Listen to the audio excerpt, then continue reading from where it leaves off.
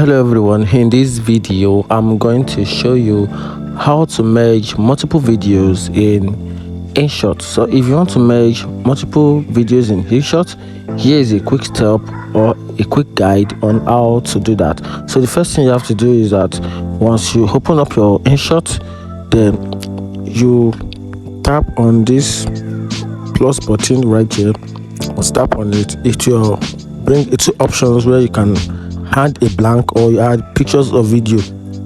So you're just going to tap on the video. Once tap on it, take you back to your gallery.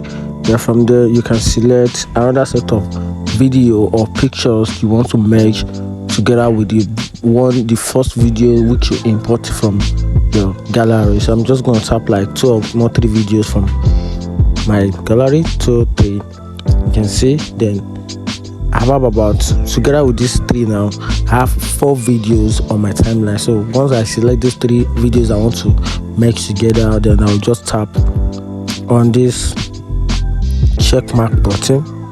So just tap on it, then both 3 videos now be combined together on the same timeline, and that's it. If you find this video helpful, like and follow for more. Thank you.